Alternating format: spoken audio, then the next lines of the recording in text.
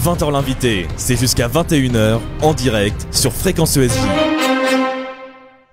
20h sur Fréquence ESJ, Hits and Talk. Bonsoir à tous, bienvenue dans votre rendez-vous politique du mardi soir, 20h l'invité.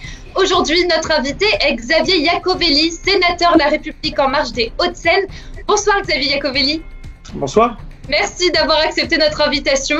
Vous le voyez, pour respecter au mieux les consignes de sécurité, nous sommes tous chez nous. Au programme donc de 20h l'invité à la maison, les entreprises françaises en danger. Renault est à l'image de nombreuses entreprises au bord de la faillite. Les conséquences économiques de la crise du Covid-19 sont dures. Un plan pour sauver la filière automobile a été annoncé cet après-midi par Emmanuel Macron. Un 10e groupe s'est créé aujourd'hui même à l'Assemblée nationale. 17 élus, dont des députés de La République En Marche, se sont regroupés sous le nom d'Agir Ensemble.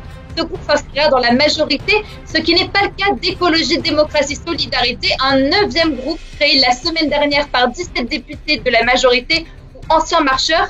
La majorité semble donc s'effriter, de plus en plus de voix dissidentes apparaissent. On fera le point sur l'état du parti présidentiel avec vous, Xavier Iacovelli. Le Ségur de la santé a été lancé hier par Édouard Philippe. Cette grande concertation entre le gouvernement et les partenaires sociaux doit remettre à plat le système de santé français, mais les soignants n'ont été que peu écoutés ces dernières années. On verra donc quelles sont les attentes d'une telle concertation. Et puis, avant d'évoquer la réouverture des bars, on fera le point sur les élections municipales. Xavier Iacovelli, vous êtes candidat à la mairie de Suresnes dans les Hauts-de-Seine. Un second tour le 28 juin, est-ce la bonne solution? On évoquera les conditions de sa tenue et votre candidature. Réagissez sur nos réseaux sociaux, #Fréquence ESJ pour poser vos questions à Xavier Iacovelli. Facebook, Twitter ou Instagram, tout est possible. 20h l'invité en direct jusqu'à 21h, c'est parti. Une heure de politique en direct, c'est 20h l'invité sur Fréquence ESJ. Avant de revenir sur votre parcours, Xavier Iacovelli, la rédaction politique de Fréquence ESJ a choisi le mot du jour, un mot pour illustrer la grande actualité de ce mardi 26 mai 2020. Et ce mot, c'est hydroxychloroquine. Bonsoir Théo Grévin. Bonsoir Manon Blanchis, bonsoir Xavier Iacovelli. Le Haut Conseil de santé publique a rendu ce matin un avis défavorable sur l'utilisation de la chloroquine, seule ou associée à un antibiotique comme traitement contre le coronavirus. Cette instance chargée de conseiller le ministère de la Santé avait été saisie par Olivier Véran samedi dernier après la publication d'une étude alertant sur l'inefficacité et les risques de certains traitements du Covid-19, dont l'hydroxychloroquine. Dans la foulée de cette annonce, l'Agence française du médicament a annoncé avoir lancé la procédure de suspension par précaution de l'inclusion de nouveaux patients dans les essais cliniques évaluant l'hydroxychloroquine dans le traitement du Covid-19. L'Agence française du médicament précise que cette suspension prendra effet après un délai de 24 heures de procédure contradictoire auprès des organisateurs des 16 essais autorisés en France portant sur cette molécule. Xavier Iacovelli, l'espoir d'un traitement à partir de cette molécule s'envole pour le moment avec cette décision. Est-ce qu'on a été trop optimiste et impatient au sujet de la chloroquine ? Alors Xavier Iacovelli, on ne vous entend pas. Oui, excusez-moi, ça a coupé. Parfait. Ça a coupé. Voilà, désolé. Donc, alors Théo Grévin, une question. Je veux demander à l'instant si, à partir de cette décision donc, du Haut Conseil de santé publique, l'espoir d'un traitement à partir de cette molécule s'envole donc pour le moment. Est-ce qu'on a été trop optimiste et impatient au sujet de la chloroquine ? J'ai pas l'impression que tout le monde a été très optimiste sur la chloroquine. On a eu effectivement un certain nombre de personnes qui ont tout de suite crié victoire avec la chloroquine et son dérivé. Le monde scientifique était quand même beaucoup plus prudent qu'un certain nombre de personnes. Bien sûr que quand on est en période de crise, quand on est en confinement, quand on voit des dizaines et des centaines de morts en France et à travers le monde, on a envie de croire et on a envie d'avoir l'espoir qu'un médicament arrivera rapidement. On se rend compte aujourd'hui que, heureusement, qu'un certain nombre de pays, dont la France, ont été très prudents sur ce médicament, puisqu'aujourd'hui, il est à la fois jugé inefficace, mais même, on va dire, dangereux sur un certain nombre de patients. Donc, je pense qu'il était urgent d'attendre sur un traitement nécessaire pour cette maladie. Merci Xavier Iacovelli. Merci Théo Grévin, merci Xavier Iacovelli. On vous retrouve Théo Grévin en fin d'heure pour l'agenda politique de la semaine. Avant d'évoquer le second tour des municipales et votre candidature, Xavier Iacovelli, on revient sur votre parcours. Vous êtes actuellement sénateur La République En Marche, mais vous n'avez pas toujours été un homme politique. Bonsoir Axel Savoie. Bonsoir Xavier Iacovelli, vous êtes un sénateur de 39 ans et quand on regarde votre CV, vous donnez l'impression d'être un touche-à-tout, BTS dans une école hôtelière, sportif de haut niveau aux 400 mètres haies, dirigeant d'un club sportif à Suresnes et études de management du sport à l'université Paris-Nanterre. Pourquoi ne pas avoir continué dans la restauration ou dans votre carrière sportive ? Pourquoi ? Alors, déjà, moi, c'est vrai que moi, je viens du milieu sportif associatif dès le départ. Donc à Suresnes, toujours, j'ai commencé ma carrière sportive à Suresnes. J'ai suivi en fait les traces de mes parents qui étaient eux-mêmes athlètes, toujours à Suresnes. Et donc logiquement, je me suis dirigé sur ce sport. J'en ai fait à la fois ma passion et mon quotidien pendant de nombreuses années. Et puis, j'ai toujours été aussi intéressé par la politique. Et donc, j'ai fait un petit détour, on va dire. J'ai travaillé en 2001, de 2001 à 2002 aux États-Unis à la fin de mes études d'hôtellerie-restauration. Ma première expérience professionnelle à New York.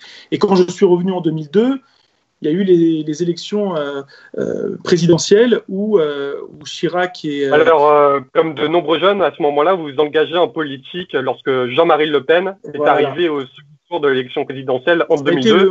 Ça a été le déclencheur de mon action politique et de mon engagement politique, d'abord auprès des jeunes socialistes.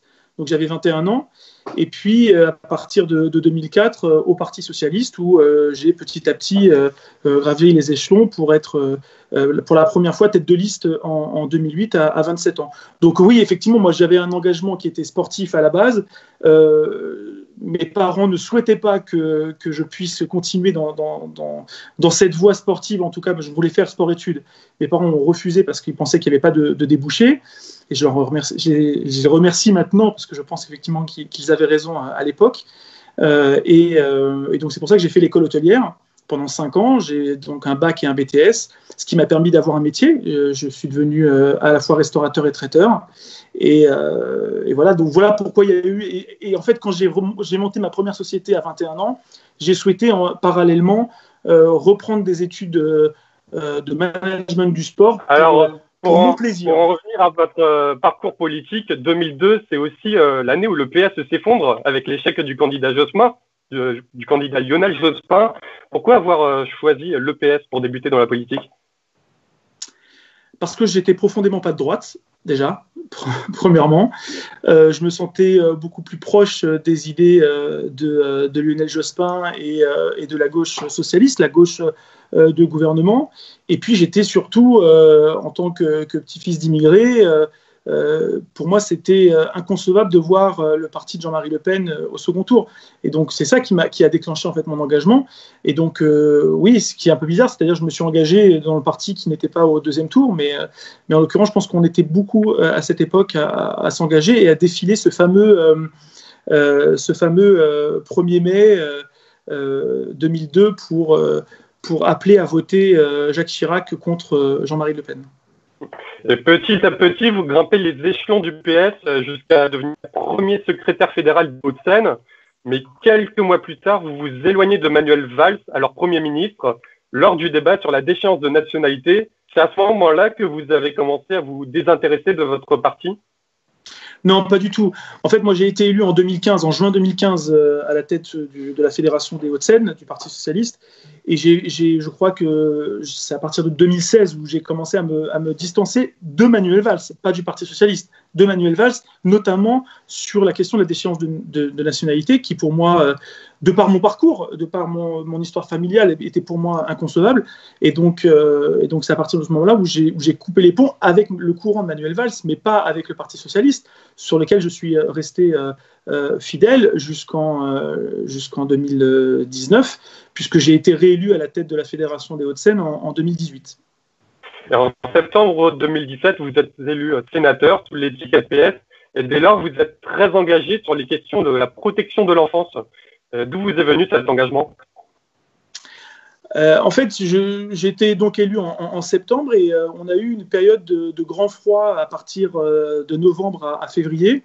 Et donc, il y avait une réquisition de pas mal de gymnases partout en France et principalement dans les Hauts-de-Seine.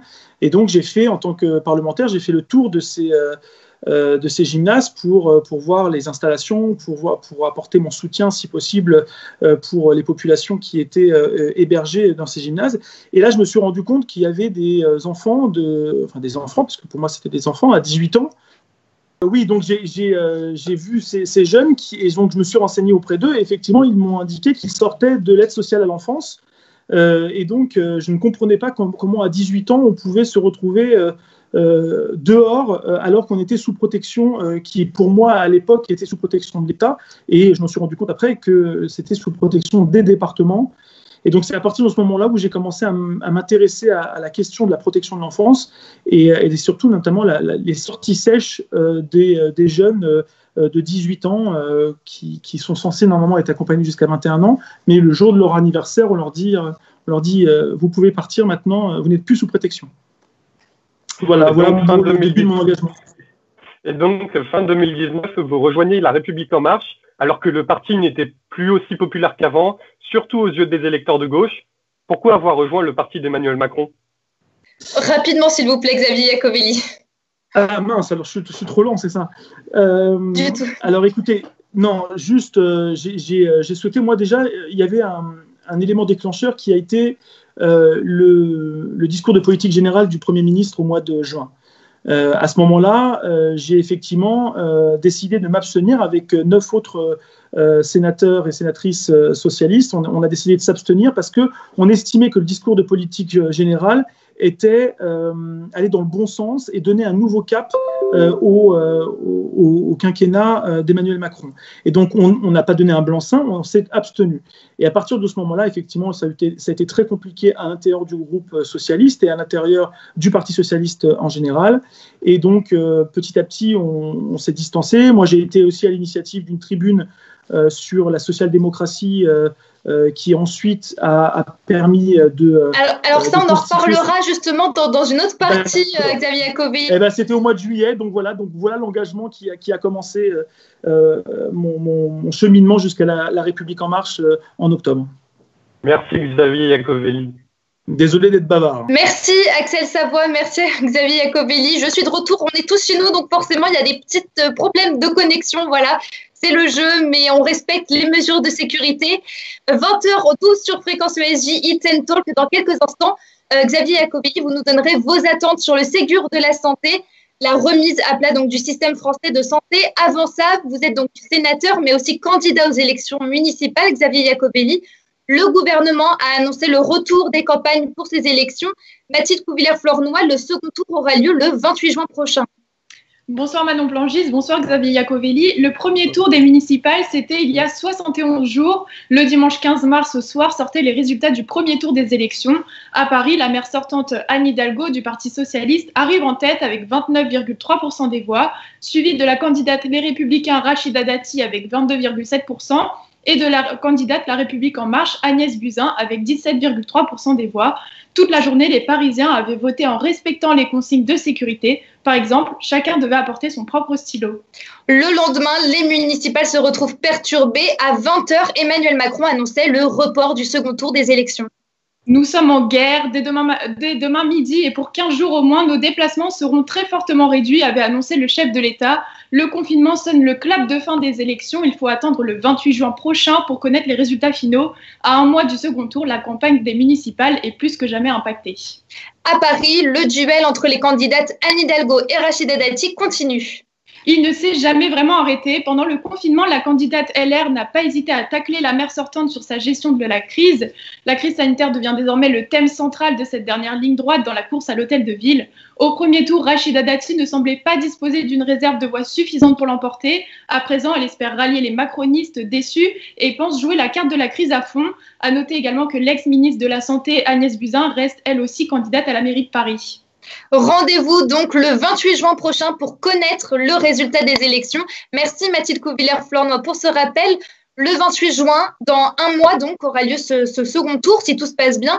Le conseil scientifique ne s'est pas prononcé. Certains redoutent que le second tour doive à nouveau être reporté, puisque le risque d'une seconde vague de contamination n'est pas nul. Bonsoir Axel Rebaud. Xavier Iacovelli, est-ce que vous êtes confiant pour cette élection ? Alors ça dépend, est-ce que je suis confiant pour moi ou est-ce que je suis confiant pour l'ensemble de l'élection ? Pour vous et pour le groupe LREM. Bon, alors pour moi, à titre personnel, moi j'étais sceptique sur le maintien des élections le 28 juin. Je l'avais dit aux confrères à d'autres antennes, parce que je pense que la démocratie, c'est pas seulement mettre un bulletin dans l'urne, c'est aussi tout le travail en amont auprès des électeurs. Et force est de constater qu'avec la crise sanitaire, ce travail est de conviction et d'essayer de convaincre les électeurs va avoir du mal à se mettre en œuvre. Donc pour vous, Xavier Iacovelli, les élections le 28 juin, c'est trop tôt encore ? Moi, je pense que c'est trop tôt. Mais maintenant, la décision a été prise. On n'est plus sur un débat de 28 juin ou pas. La réalité, c'est qu'aujourd'hui, tous les candidats qui sont qualifiés au second tour sont engagés dans cette campagne. Et j'en ferai de même. Et je ferai en sorte de convaincre les électeurs suresnois que mon programme et celui de mon équipe est le meilleur. Justement, cette élection, elle va rassembler près de 16,5 millions de Français. Est-ce que vous ne pensez pas que le gouvernement est en train de leur faire prendre des risques en les invitant aux urnes ? Non, je ne pense pas. Sincèrement, pour avoir vécu le premier tour, je ne pense pas que c'est dans le bureau de vote qu'on a un problème de gestes sanitaires. Tout est respecté, les distances sanitaires sont respectées, il y a du gel, il y a des masques, les assesseurs sont protégés. Enfin, sincèrement, le premier tour, on n'avait pas encore ce confinement et malgré tout, ça s'est plutôt bien passé. Je pense que c'était en amont, effectivement, que les contaminations ont eu lieu, notamment sur les marchés, lorsqu'on a pu, ou dans nos réunions publiques. Et ça, effectivement, on n'avait pas encore ces gestes barrières qui étaient la norme. Et donc, je pense que là, ça pose un problème. Avec le premier tour qui avait été maintenu, on a eu beaucoup d'assesseurs qui ont accusé l'État de les avoir mis en danger, justement parce qu'eux avaient contracté le Covid-19. Ils affirmaient qu'ils avaient contracté la maladie durant les élections, justement. Mais la réalité, personne ne peut le savoir. Personne ne peut savoir si on l'a contracté dans les bureaux de vote ou si on l'a contracté sur les marchés ou au supermarché ou au cinéma la veille. La réalité, c'est que les règles de sécurité et les règles sanitaires étaient telles imposées aux collectivités locales que toutes les collectivités locales, quel que soit le petit village à la ville de Paris, tout le monde a respecté ces règles dans les bureaux de vote. Donc, sincèrement, je pense qu'il y avait moins de risques, effectivement, de tenir les bureaux de vote à ce moment-là que d'aller au supermarché ou au cinéma. Donc pour vous, c'est possible de faire respecter les gestes barrières à 16,5 millions de Français dans les bureaux de vote, dans les isoloirs. Il faudra les nettoyer à chaque personne. Oui, moi je pense qu'effectivement c'est possible, même si je pense que l'abstention sera massive. Et c'est ça le problème. C'est pour ça que moi, c'est pas le non-respect des gestes barrières qui me pose problème. Aujourd'hui, moi, c'est l'abstention massive et la force qu'on doit donner aux élus pour gérer une ville pendant 6 ans qui risque d'être amoindrie par une forte abstention. On l'a vu au premier tour, la déclaration du Premier ministre la veille du premier tour a effectivement provoqué une abstention importante, inédite pour les élections municipales, et là je pense que le deuxième tour va être encore plus massif au niveau de l'abstention. Exactement, on avait eu 65% d'abstention en mars au premier tour, mais justement si on cherche à protéger la démocratie comme l'avance le gouvernement, est-ce qu'il ne faudrait pas plutôt s'assurer que tous les électeurs puissent venir sans prendre de risque, donc de les organiser plus tard ?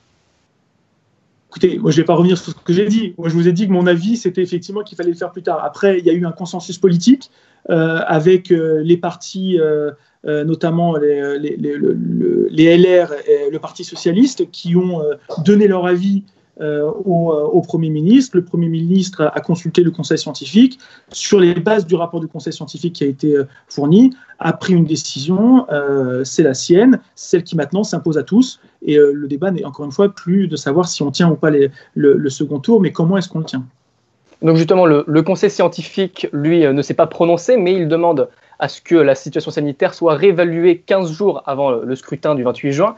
Donc vous accepteriez qu'il soit reporté si le Conseil scientifique le demande au gouvernement ? Le Conseil scientifique s'est prononcé en donnant un feu vert sous condition pour la tenue du second tour. Donc il s'est déjà prononcé. Il a dit effectivement qu'il fallait réévaluer la situation 15 jours avant le scrutin. C'est ce qu'il va faire, et le gouvernement a déjà dit de toute façon que s'il y avait le moindre risque d'une deuxième vague suite au mois de juin, non pas dû aux élections, mais dû au déconfinement, puisqu'en fait c'est là qu'on va se rendre compte au mois de juin s'il y a une deuxième vague. Effectivement, le scrutin ne se tiendra pas et il sera reporté a priori en janvier. Pour le gouvernement aujourd'hui, la priorité, qu'est-ce que c'est? Est-ce que c'est de préserver le scrutin, donc la démocratie, ou plutôt la santé des Français? Puisqu'en tout cas, l'inquiétude des Français, elle est là. Beaucoup comptent déserter les urnes, encore une fois. Je pense que la démocratie n'est pas en danger parce que on tiendrait le deuxième tour de scrutin le 28 juin. Il faut aussi se rendre compte qu'il y a 30 000 communes qui ont maintenant un exécutif, un maire, 30 000 communes sur 35 000. Donc je pense qu'aujourd'hui, la démocratie en France fonctionne et elle a toujours fonctionné et c'est bien comme ça. Le Parlement fonctionne, même si on a des règles sanitaires et qu'on fonctionne aussi en comité restreint, la démocratie aujourd'hui fonctionne. Donc je pense que ce n'est pas un problème de préserver la démocratie et je pense que la volonté aujourd'hui du gouvernement, c'est effectivement de préserver la santé des Français, ça c'est indispensable, et c'est de faire aussi en sorte que la machine France reprenne, et dans son ensemble, c'est-à-dire d'un point de vue politique, mais aussi d'un point de vue économique. Merci Xavier Iacovelli. Merci. 20h21 sur Fréquence ESJ, It's and Talk. Réagissez sur nos réseaux sociaux, Facebook, Twitter ou Instagram. Posez vos questions à Xavier Iacovelli, sénateur La République En Marche des Hauts-de-Seine. Pour ça, un hashtag Fréquence ESJ. Jeudi, Édouard Philippe doit détailler la phase 2 du déconfinement. Elle doit commencer le 2 juin, donc dans une semaine seulement. Parmi les annonces, la réouverture des restaurants et des bars devrait être actée. Elle est très attendue par les professionnels du secteur. Bastien Cochet évoque ce sujet avec vous, Xavier Iacovelli. Bonsoir, Bastien. Alors, Bastien, on ne vous entend pas. Il faut peut-être allumer le micro. Parfait. Excusez-moi. Bonsoir, Manon Blangis. Bonsoir, Xavier Iacovelli. Rouvrir les restaurants, selon vous, le 2 juin, c'est enfin ou trop tôt pour vous? Alors, ça dépend si je me mets du côté restaurateur ou du côté consommateur ou du côté gouvernement. Non, la réalité, c'est que je pense sincèrement que, de toute façon, ce qui est la réouverture des restaurants et des bars, c'est dans les zones vertes. Ce n'est pas dans tous les départements. Aujourd'hui, en l'occurrence, dans mon département, les Hauts-de-Seine, et dans toute l'Île-de-France, la question, pour l'instant, ne se pose pas. Et elle ne se posera pas tant que nous ne sommes pas passés en zone verte. Donc là, effectivement, le département des Hauts-de-Seine est pour l'instant en zone rouge. Il devrait le rester avec la nouvelle carte du déconfinement. Qu'est-ce que vous dites aux restaurateurs de votre département qui veulent réouvrir? Comment est-ce que vous les calmez? C'est pas mon rôle de les calmer, c'est mon rôle de les accompagner et de faire en sorte qu'ils puissent obtenir l'ensemble des aides qui ont été mises en place par le gouvernement et votées par le Parlement. Donc effectivement, le gouvernement a annoncé, et on l'a voté au Sénat et à l'Assemblée nationale, on a voté de 110 milliards d'aides aux entreprises, et notamment un volet plus particulier sur la question de l'hôtellerie-restauration qui sont le plus impactés, on va dire, par cette crise, surtout dans cette période estivale. Donc il y a des aides qui vont jusqu'à 10 000 euros par mois, un chômage technique qui est aussi pris en charge par l'État. Je rappelle quand même que la France est le pays le plus protecteur au niveau des salariés et des entreprises dans la gestion de cette crise. C'est inédit en Europe et dans le monde. Et donc effectivement, il y a une nécessité d'accompagner les restaurateurs et l'hôtellerie jusqu'à la fin de l'année. Et c'est d'ailleurs l'engagement aujourd'hui du gouvernement et du président de la République. Le plus protecteur en Europe, très bien, mais est-ce que ce sera quand même assez? On parle d'un patron sur 5 qui devra licencier, on parle de restaurants qui font seulement 5% de leur chiffre d'affaires. La situation est telle, est-ce que les mesures prises par le gouvernement seront, selon vous, assez importantes? Est-ce que ce sera assez pour sauver ce secteur? La réalité, sincèrement, depuis 2 mois et demi, on est sur le 3e projet de loi de finances rectificative. C'est-à-dire qu'on adapte au fur et à mesure de l'avancée de la crise les aides que l'État fournit aux différentes entreprises, y compris donc celle de l'hôtellerie-restauration. Donc, il y a un engagement qui a été pris de ne pas laisser ce secteur qui est indispensable, qui est un secteur important pour la France, notamment dû au tourisme, mais la restauration, l'hôtellerie, le tourisme, c'est des secteurs phares de notre économie. Et donc, il y a eu un engagement de l'État de les accompagner coûte que coûte. Donc, effectivement, il y a aujourd'hui des projets de loi de finances rectificatif. Je vous dis encore une fois, on en est au 3e. Il y en a un autre qui va arriver avant l'été, qui permettra d'avoir des mesures supplémentaires pour accompagner les restaurateurs et certainement le maintien notamment pour les restaurateurs qui sont encore fermés, le maintien du chômage partiel pour accompagner la trésorerie des entreprises. Xavier Iacovelli, au-delà des aides, on parle aussi des mesures qui sont mises en place pour donc la réouverture dans les zones vertes. On parle de mesures à respecter comme une distance de sécurité entre les tables, la présentation de menus de façon orale ou sur des ardoises, ou encore le lavage de mains plus régulier de la part des employés. Est-ce que pour vous c'est tenable et est-ce que tout le monde jouera le jeu vraiment ? Je pense sincèrement que de toute façon, tout le monde jouera le jeu parce qu'on réinvente quelque chose, on réinvente un nouveau monde. Enfin, moi, j'ai été restaurateur, donc je sais très bien les contraintes sanitaires qui sont imposées aux restaurateurs. Et là, aujourd'hui, effectivement, il y a des mesures supplémentaires qui vont s'ajouter. Mais je pense que même si les restaurateurs pensent que c'est lourd, ils comprennent bien la nécessité pour la santé de leurs clients et puis aussi pour rassurer leurs clients. Parce que si les restaurateurs ne mettent pas en place ces mesures de sécurité sanitaire, les clients ne reviendront pas parce qu'ils auront peur. Et donc, ils continueront peut-être à acheter en vente à emporter ou en livraison, mais ils ne viendront plus en terrasse, ils ne viendront plus dans le restaurant pour partager un repas. Et donc, je pense qu'il y a une nécessité générale. Dans ce débat de la réouverture des restaurants ou des bars, il y a eu quelque chose qui a fait beaucoup de bruit, c'est le coup de téléphone de Jean-Marie Bigard, en tout cas avec Emmanuel Macron, par l'intermédiaire de Patrick Sébastien. C'est vraiment la priorité pour les Français que le président s'adresse à Jean-Marie Bigard sur ce sujet. Est-ce qu'il n'y avait pas d'autres personnes mieux placées ? Est-ce que ça ne fait pas de la mauvaise publicité pour le président de la République ? Moi, je ne commande pas les trucs, certainement pas en plus de Jean-Marie Bigard, qui pour moi n'est pas. Bon, bref, non, sincèrement, moi, je ne pense pas que ça soit à la hauteur. Vous avez été agacé par cette nouvelle que vous avez appris Ouais, enfin, j'ai trouvé ça complètement nul, en fait. La réalité, c'est que moi, ça ne m'intéresse pas, en fait. Jean-Marie Bigard ne m'intéresse pas. Et puis, je ne connais pas les tenants et les aboutissants de cette histoire, donc je ne peux pas me permettre de juger. Mais je ne pense pas que Jean-Marie Bigard soit le plus à même de représenter les attentes des Français. Mais force est de constater qu'au niveau de la communication, c'est quand même, ça tourne un petit peu en ridicule l'image d'Emmanuel Macron et aussi la fonction de président de la République. Bon, vous savez, je pense qu'il a aujourd'hui, je ne sais pas encore une fois si ce coup de fil a vraiment eu lieu, donc je ne peux pas me permettre de juger. Après, en ridicule le président de la République, si aujourd'hui Jean-Marie Bigard pense qu'on est dans une période où le but c'est de tourner en ridicule le président de la République, dans une période où on devrait justement avoir une unité nationale pour faire face à cette crise, je le laisse effectivement à ses envies. Et effectivement, moi, quand je vois effectivement qu'il a été candidat à la mairie de Paris sur la liste de Campion, qu'il a fait, je ne sais plus, moins d'1%, je le laisse effectivement à faire ses spectacles et ses blagues vaseuses. Dernière question, Xavier Iacovelli, sur la réouverture des autres endroits de vie, des lieux culturels, par exemple les cinémas. Pour les cinémas, ce serait une réouverture en juillet, peut-être mi-juillet, qui est évoquée, alors que c'est un espace fermé où on pourrait imaginer que les distances de sécurité sont plus faciles à faire respecter que dans un restaurant, par exemple, en laissant une place vide entre chaque spectateur. Est-ce que vous comprenez cette différence de date, alors que il pourrait y avoir moins de risques, par exemple, pour la contamination de nourriture dans un cinéma? Je pense qu'en fait, aujourd'hui, on ouvre petit à petit.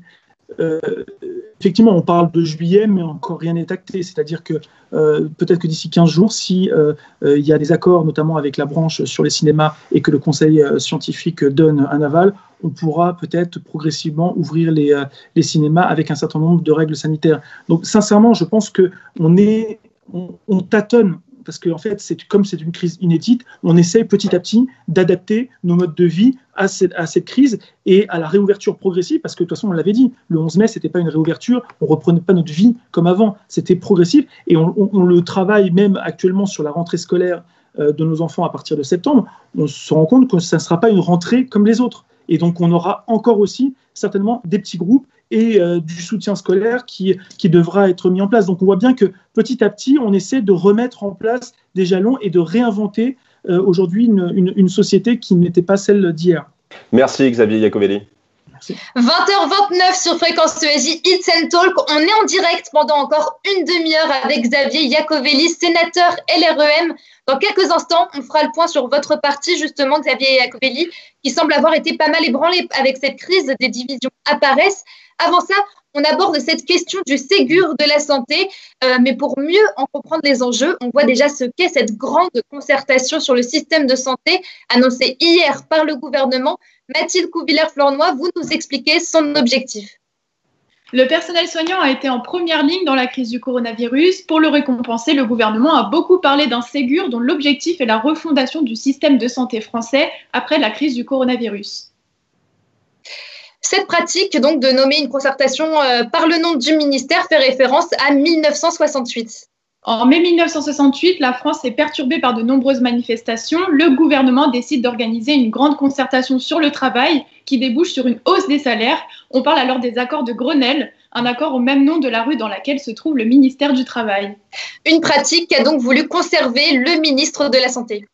On appelle ça Ségur parce que la rue de Grenelle, c'est le ministère du Travail et l'avenue de Ségur, c'est mon ministère. Donc, on va faire un Ségur de la Santé, a déclaré Olivier Véran dans une interview au Journal du Dimanche le 17 mai.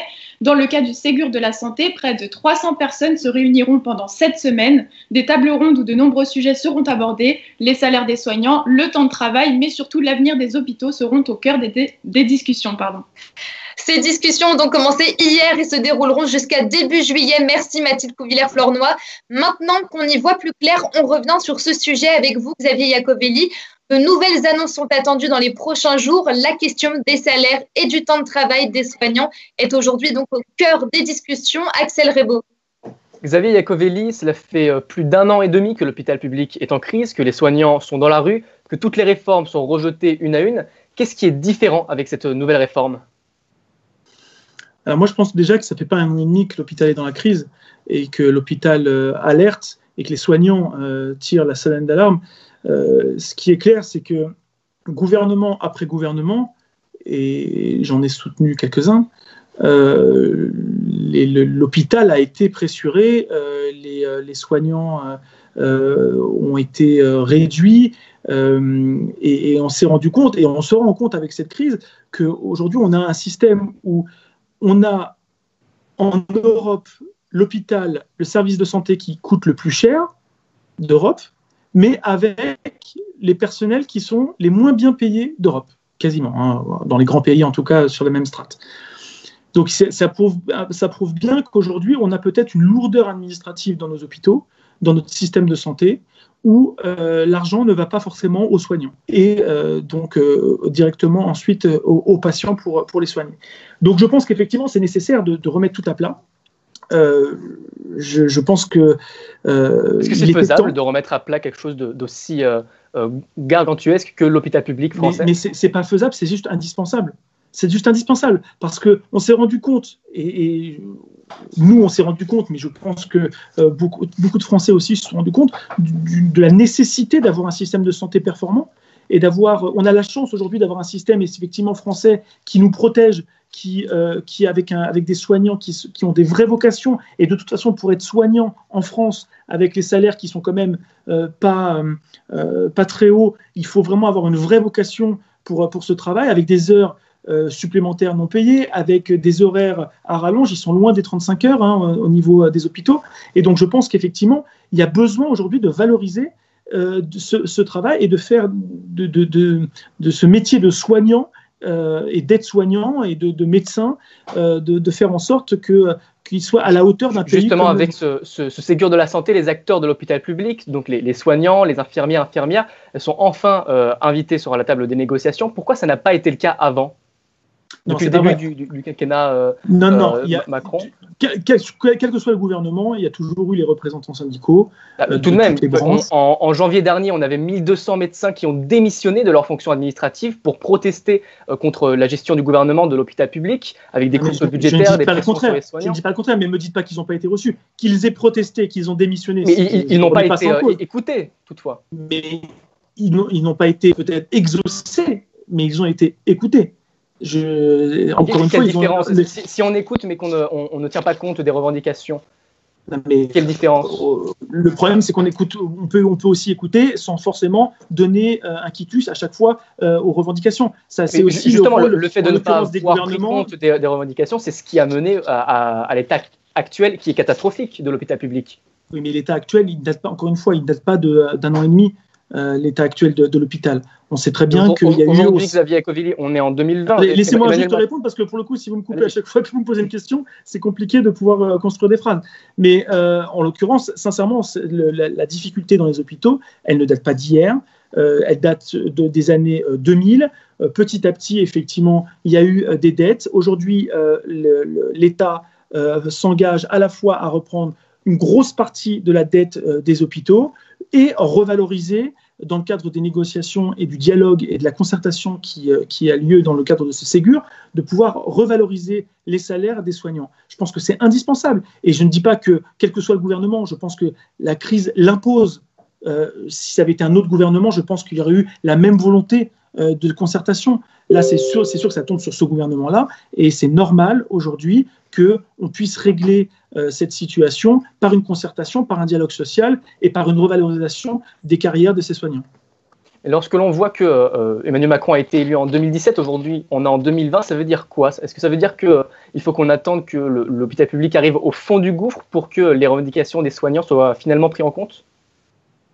Alors, juste, l'hôpital n'est pas au fond du gouffre. L'hôpital a résisté et l'hôpital a très bien résisté.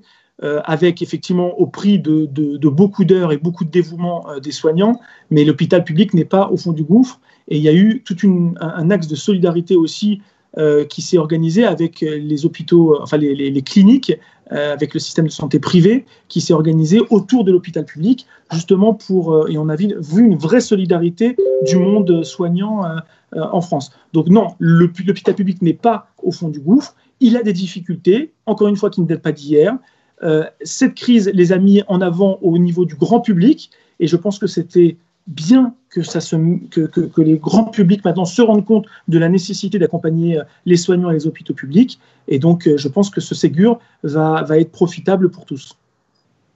On l'a vu justement pendant cette crise, les soignants, ce sont eux qui portent vraiment le pays. Comment ça se fait aujourd'hui que, vous l'avez dit, la France est le pays qui investit le plus dans la santé, 11,3% du PIB, c'est la part la plus élevée de toute l'Union européenne. Comment ça se fait qu'on arrive à payer si mal nos soignants aujourd'hui? Moi, c'est ce que je vous ai dit tout à l'heure. Je pense qu'on a une lourdeur administrative dans nos hôpitaux et dans le système de santé qui fait que on a, je crois, si mes souvenirs sont bons, je crois que pour un soignant, on a 2 administratifs. Donc c'est peut-être ça aussi le problème en France en général et dans l'hôpital en particulier. Je pense qu'il faut peut-être réduire la lourdeur administrative de nos hôpitaux pour concentrer les financements sur l'hôpital public et les soignants directement. Merci Xavier Iacovelli. Merci Xavier Iacovelli, merci Axel Rebaud. 20h38 sur Fréquence ESJ, It's and Talk. Pour tous ceux qui auraient manqué le début de 20h l'invité, ne vous inquiétez pas. Comme toutes les autres émissions, elle sera à retrouver sur la chaîne YouTube Fréquence ESJ et sur toutes les plateformes de podcast, Spotify, Deezer, Stitcher, Apple Podcast. Et ne manquez pas l'article compte-rendu de cette émission sur le site internet fréquenceesj.com. Aujourd'hui, un nouveau groupe a vu le jour à l'Assemblée nationale. Son nom est Agir Ensemble. Il est constitué de 17 élus, dont 7 députés marcheurs. La semaine dernière déjà, plusieurs députés emmenés par Aurélien Taché ont formé le groupe Écologie, Démocratie, Solidarité. On fait le point donc sur l'état de votre parti, Xavier Iacovelli, donc La République En Marche, avec Bastien Cochet. Xavier Iacovelli, vous avez rejoint LREM encore très récemment, c'était en novembre 2019 pour le Sénat. Vous n'avez pas eu l'impression déjà à l'époque de rentrer sur un bateau qui prenait déjà un peu la fuite de toutes parts? Moi, comme je vous l'ai dit tout à l'heure, j'ai commencé à me rapprocher de La République En Marche au moment du discours de politique générale du Premier ministre en juin. Et donc, il y avait une volonté d'avoir ce virage social et écologiste qui me paraissait indispensable pour la deuxième partie du quinquennat. Donc, moi, c'est dans ce cadre-là que je suis rentré dans la majorité présidentielle et je suis rentré par l'intermédiaire de Territoire de Progrès, qui est le mouvement de Jean-Yves Le Drian et de justement, Didier Dussopt. Le nouveau groupe qui a été formé aujourd'hui, il entend contribuer à une ambition forte de transformation sociale et écologique, ce qui, vous venez de le dire, vous a séduit dans le discours général d'Édouard Philippe. Est-ce que vous partagez aujourd'hui le constat que l'État n'en fait pas assez, le gouvernement n'est pas à la hauteur de cette ambition sociale et écologique? Sincèrement, je pense que depuis le début de la crise sanitaire, le gouvernement est à la hauteur sur la nécessité d'accompagner à la fois les entreprises, les emplois, les salariés et l'ensemble des ménages. Personne, entre guillemets, n'a été oublié, ou en tout cas, dès qu'il y a un trou dans la raquette, il est rectifié tout de suite après pour faire en sorte qu'on puisse passer de façon solidaire cette crise sanitaire d'abord, économique ensuite, et pour éviter que la crise sociale, qui va de toute façon arriver, mais que la crise sociale ne soit trop lourde à porter pour nos concitoyens. Donc je pense sincèrement... Pour vous, c'était naturel que l'écologie passe au second plan au moment de cette crise sanitaire? Mais moi, je ne pense pas que ça soit le cas. Moi, je pense que l'écologie doit être au premier plan. Et d'ailleurs, l'écologie, c'est aussi la santé, notre santé, l'alimentation. Et donc, aujourd'hui, la crise sanitaire que nous vivons, c'est aussi en partie avec tous ces problèmes écologiques. Donc, je pense au contraire que l'écologie doit être au premier plan de nos préoccupations. Et je pense sincèrement qu'elles le seront dans les mois à venir, quand on reprendra un rythme normal, on va dire, législatif et parlementaire. Vous qui avez fait le chemin inverse, vous comprenez le choix de vos anciens collègues de La République En Marche? Alors, vous savez, déjà, moi, je suis au Sénat. Au Sénat, on a un groupe qui est à la fois divers par ses sensibilités, mais qui est uni sur une ambition, celle de soutenir le gouvernement, le président de la République, et faire en sorte qu'on puisse, aller dans le bon sens pour la fin du quinquennat. Moi, vous savez, quand j'étais au Parti Socialiste, j'étais très libre de mes propos, et ça ne plaisait pas forcément. J'en ai peut-être fait les frais quelquefois, mais en l'occurrence, quand je suis venu au groupe de La République En Marche, j'ai décidé de rester libre également. Et c'est d'ailleurs pour ça qu'aujourd'hui, je me suis engagé auprès de Jean-Yves Le Drian dans le mouvement Territoire de Progrès, dont je suis le secrétaire général. C'est aussi pour cette liberté de ton, c'est-à-dire que moi, je peux dire quand je ne suis pas d'accord, je ne suis pas un parlementaire godillot, et il y a des choses qui me plaisent, il y a des choses qui ne me plaisent pas, il y a des choses qu'on peut faire avancer, et je pense que c'est aussi de l'intérieur qu'on peut faire bouger les choses, et pas forcément d'être dans une opposition systématique. Vous l'avez dit, vous êtes au Sénat, la situation est un petit peu différente à l'Assemblée nationale. On rappelle quelques chiffres, 314 députés La République En Marche au début du quinquennat. Aujourd'hui, il y en a 33 de moins en 3 ans, c'est presque 10%. Au Sénat, est-ce que vous avez peur un petit peu de vivre petit à petit, même si la proportion d'élus La République En Marche au Sénat est bien moindre, est-ce que vous avez peur de sentir qu'au bout d'un moment, vous n'êtes qu'un élu qui est là pour exécuter les ordres du parti et vous ne pourrez plus vraiment dire votre opinion, comme certains élus le pensent aujourd'hui à l'Assemblée nationale? Oui, alors je vous rassure, nous, on est... alors déjà, le scrutin le mandat de sénateur, c'est pas du tout le mandat de député. Je vous rappelle que nous, l'exécutif n'a pas de pouvoir sur nous, il ne peut pas dissoudre le Sénat, et donc c'est vrai que le ton de parole et la liberté de vote est beaucoup plus grande au Sénat qu'à l'Assemblée. Après, moi, je ne suis pas député, donc je ne peux pas me permettre forcément de juger ce qui s'est passé. Ce qui faisait l'ADN de La République En Marche, c'est ce rassemblement des sensibilités entre la droite, la gauche, ceux qui venaient du centre, ceux qui venaient plutôt des libéraux, ceux qui venaient plutôt des sociodémocrates. Donc, il n'est pas étonnant aujourd'hui que dans une crise sanitaire comme nous vivons, il y ait une volonté d'exprimer sa sensibilité plus fortement. Mais je pense sincèrement que la volonté générale de ceux qui ont décidé de créer des groupes autonomes, c'est toujours dans le cadre de la majorité présidentielle et toujours dans le cadre du soutien au gouvernement, mais en se disant effectivement qu'en étant autonomes, ils vont pouvoir faire peser plus sur les projets qui leur tiennent à cœur. Voilà. Justement, moi, votre sensibilité, quelque chose de négatif. Votre sensibilité, vous avez voulu l'exprimer. Vous vouliez une contribution exceptionnelle, par exemple des grandes fortunes pendant la crise du Covid. Vous n'avez pas été écouté sur ce point. Est-ce que c'est peut-être quelque chose qui pourrait vous éloigner de La République En Marche, en tout cas de la politique menée par le président de la République? Alors, vous savez, il y a principe en démocratie, il y a une majorité et une opposition. Et en l'occurrence, moi, je suis en minorité sur cette position, minorité au Sénat aussi. Parce qu'au Sénat, je vous rappelle qu'elle est quand même dirigée majoritairement par la droite, les Républicains. Mais là, au niveau du parti, votre proposition, vous avez eu l'impression qu'elle a été prise en compte, que vous avez été entendu ?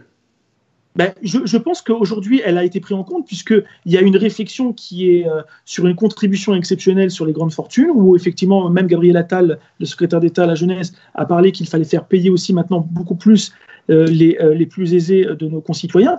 Donc je pense qu'effectivement, la question d'une contribution exceptionnelle, et moi d'ailleurs, c'était une contribution exceptionnelle, j'avais voté contre la suppression de l'ISF. Donc c'est ce que j'ai dit, je ne vais pas revenir sur ce que j'ai voté. Moi, j'étais opposé à la suppression de l'ISF. Ce n'est pas parce que j'ai changé de parti politique et je suis à La République En Marche maintenant que je suis favorable à cette suppression. Donc, je pense sincèrement que dans la crise actuelle, il faut effectivement une contribution exceptionnelle pour les plus grandes fortunes. Est-ce que ça passe par la fortune sur l'immobilier ou plutôt sur les biens immatériels, sur les transactions? Je ne sais pas. Ça, c'est à réfléchir avec les services de Bercy. Et je ne suis pas spécialiste des finances nationales, mais en l'occurrence, je pense effectivement qu'il faut une contribution exceptionnelle des plus grandes fortunes. Et ça se fait dans n'importe quelle crise, dans n'importe quel pays. Les grandes fortunes, souvent, contribuent d'elles-mêmes à l'effort. Alors, Xavier Iacovelli, ça coupe un petit peu. On ne vous entend pas, mais c'est pas grave. Il est l'heure de toute façon on va parler justement des aides aux entreprises françaises. Allô. Donc, merci Xavier Iacovelli. Voilà, vous nous entendez. Merci Xavier Iacovelli, merci Bastien Cochet. Donc, on l'a vu, la crise du Covid-19 a des conséquences forcément en politique, mais elle en a surtout sur l'économie et les entreprises françaises. On évoque ça avec Paula Monestier-Andréani. Dans une minute, on fait un rapide point avant sur les annonces faites à ce sujet par le gouvernement. Il avait annoncé avant ce confinement que la plupart des salariés seraient en chômage partiel. À partir du 1er juin, la prise en charge de l'État va baisser. Mathilde Couvillère-Flornoy, vous nous expliquez les changements pour les entreprises et les salariés concernés. Dans un communiqué, le ministère du Travail précise que la prise en charge du chômage partiel par l'État et l'UNEDIC passera de 100% à 85% de l'indemnité versée aux salariés. Cette indemnité sera versée dans la limite inchangée de 4,5 SMIC, déjà en vigueur jusque-là.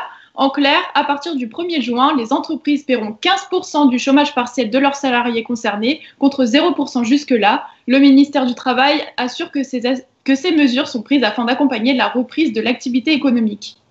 Et il n'y aura aucun changement sur la feuille de paye. L'indemnité versée sera la même, 70% du salaire brut minimum, ce qui représente donc 84% du salaire net. Le minimum versé correspond au SMIC net. Ces mesures doivent encore être précisées. Le projet de loi doit encore être adopté par le Parlement. Le texte de loi, lui, devrait comporter des modulations puisque les secteurs d'activité ne reprendront qu'à partir du 1er juin. Jusqu'à la semaine prochaine, l'État et l'UNEDIC continuent de prendre totalement en charge le chômage partiel. Les secteurs concernés par ce changement sont donc le tourisme, la restauration et celui de la culture. Cette baisse des aides de l'État permet d'encourager la reprise des activités des secteurs qui ne subissent plus de contraintes vis-à-vis de la reprise. En ce qui concerne les secteurs toujours fermés, l'État continue de les préserver et de les aider, précise le communiqué du ministère du Travail. Le ministère du Travail a également annoncé qu'il y aurait un renforcement des contrôles pour éviter les fraudes. Merci Mathilde Couvillère-Flornoy. Plusieurs autres aides aux entreprises ont été annoncées pendant le confinement, mais la plupart sont donc durement touchées par les conséquences économiques de la crise du Covid-19. Alors que le président s'exprimait aujourd'hui sur le devenir du secteur automobile, retour sur l'instabilité des entreprises françaises. Bonsoir Paula Monestier-Andréani. Bonsoir. Xavier Iacovelli, les licenciements et les faillites d'entreprises françaises seront-elles inévitables suite à cette crise sanitaire ? Alors écoutez, effectivement, il y a beaucoup d'économistes qui alertent et qui nous disent qu'on risque à partir de septembre d'avoir une vague de licenciements et du chômage réel et non plus partiel cette fois-ci.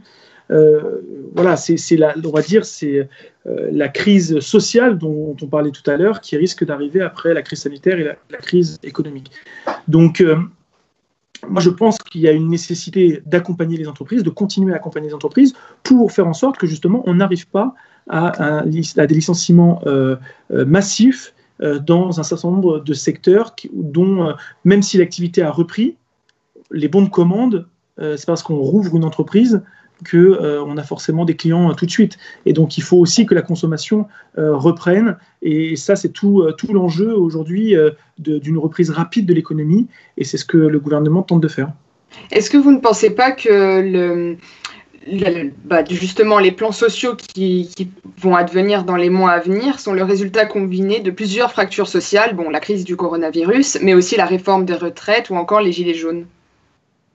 La réforme des retraites, elle n'a pas été jusqu'au bout, donc pour le coup, je n'ai pas l'impression que ça soit vraiment que ça a impacté le secteur. Après, c'est vrai que, et notamment sur les commerces, les restaurateurs, on a eu les gilets jaunes, puis on a eu les grandes grèves, puis maintenant on a la crise du corona. Donc c'est vrai que ça fait 3 ans où on cumule les problématiques et les contraintes pour nos commerçants et nos restaurateurs. Moi, je le vois, quand j'étais moi-même commerçant, j'étais en charge de l'association des commerçants, donc j'ai encore un réseau de commerçants important avec qui j'échange régulièrement, et ils ne savent pas comment faire. C'est-à-dire que les aides aujourd'hui qui sont apportées par l'État ne leur permettent pas forcément de se dire on va pouvoir rouvrir sans problème.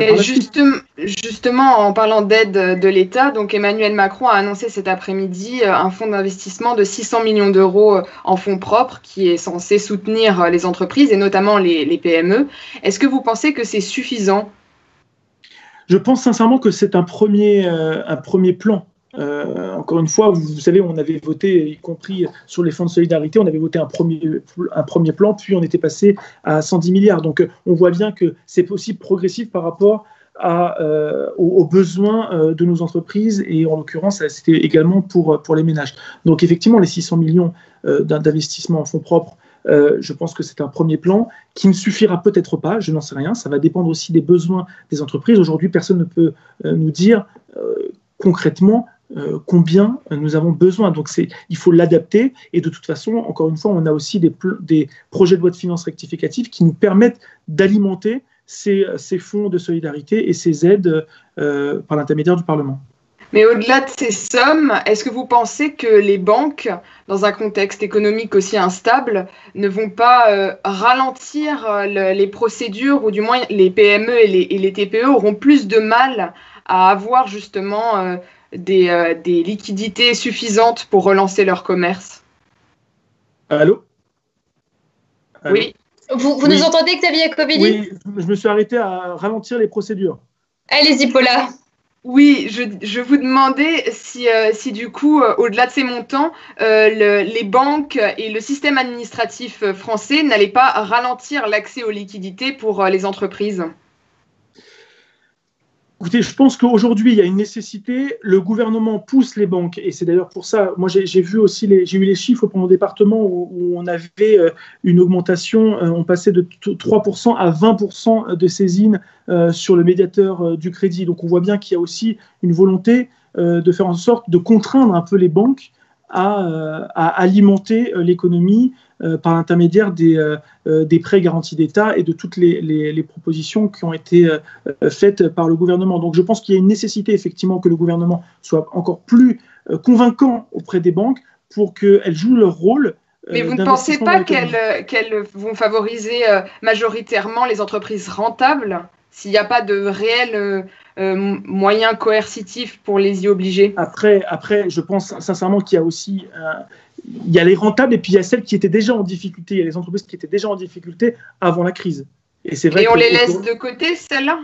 Je ne dis pas qu'il faut les laisser de côté. Je dis que celles qui étaient déjà en liquidation ou en redressement avant le début de la crise, effectivement, il y a un accompagnement qui a été fait pendant cette crise-là. Je ne suis pas sûr, et d'ailleurs c'est au juge du tribunal du commerce qui peut juger. Ce n'est pas ni à l'État ni aux parlementaires de le décider, mais de savoir s'il y a une possibilité de continuité d'activité sur ces entreprises-là. Donc c'est au cas par cas. Et effectivement, il y a à la fois les banques dites traditionnelles, et il y a BPI France aussi, qui est là pour alimenter l'économie et soutenir les investissements des PME. Je sais qu'aussi la région investit notamment, enfin la région Île-de-France en l'occurrence, investit aussi sur le développement économique et le soutien justement aux TPE-PME par l'intermédiaire de BPI France. Alors là, on va changer d'entreprise, on va passer dans les grandes entreprises et plus particulièrement Renault. Donc selon le Canard enchaîné, 4 de ces sites sont menacés de fermeture. Le ministre de l'économie, Bruno Le Maire, a annoncé que le gouvernement ne s'opposerait pas à de potentielles fermetures. Mais à quoi vont servir du coup les 5 milliards d'euros éventuels qui pourraient se retrouver chez Renault? Alors, moi, vous savez, je suis partagé sur ces questions-là parce que je vais vous dire, j'ai ce matin en commission voté favorablement un amendement pour interdire les licenciements à partir du moment où on avait reçu des aides de l'État pendant cette crise, et notamment sur les entreprises du CAC 40. Donc, moi, je suis favorable à ce qu'il y ait aussi un certain nombre de contraintes. À partir du moment où on reçoit des financements importants de la collectivité, qu'on puisse ne pas s'en servir pour justement faire un plan social et réactiver les dividendes, mais plutôt soutenir l'emploi et la productivité. Donc, ça, c'est mon point de vue. Et en même temps, c'est vrai qu'il faut aussi voir l'état des commandes. C'est-à-dire que si l'économie ne reprend pas, si on n'a pas de nouvelles commandes, et notamment pour Renault, il y a aussi une difficulté sur le manque les bons de commande qui sont à vide et qui du coup provoquent un décalage de trésorerie important qui nécessite des plans sociaux. C'est là où l'État peut-être, et notamment l'État actionnaire, doit pouvoir dire on prend en charge sur du chômage partiel pour continuer à accompagner ces entreprises pour éviter les licenciements. Donc c'est une question de demande en fait. C'est une question de demande. S'il y a de la demande, on pourra faire fonctionner comme il se doit l'entreprise. C'est ça que vous êtes en train de dire. Des demandes, c'est-à-dire des commandes. Oui, des commandes, pardon. Si l'économie reprend, les entreprises, elles ne se font pas forcément un plaisir de licencier. Si elles ont des commandes, c'est qu'elles ont aussi besoin de personnel pour pouvoir y répondre. Donc je pense que c'est nécessaire de pouvoir faire en sorte que l'économie reprenne rapidement pour justement aussi sauver nos entreprises. Là, il y a eu toute une phase de sauvetage, de bouée de sauvetage, on va dire, pour nos entreprises, en injectant et en soutenant par l'intermédiaire du chômage partiel, mais aussi par les prêts garantis d'État et les aides individuelles aux entreprises, pour justement faire en sorte que pendant la crise, elles puissent rester la tête hors de l'eau.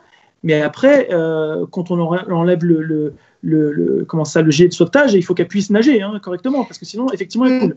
Merci Xavier Iacovelli, merci Paula Monesti-Andréani. 20h56 sur Fréquence ESJ Hits and Talk. On est encore pour quelques minutes seulement avec vous, Xavier Iacovelli, sénateur La République En Marche. Le temps de faire le point sur l'actualité politique à venir cette semaine. Théo Grévin, on commence avec l'application Stop Covid qui devrait voir le jour en début de semaine prochaine.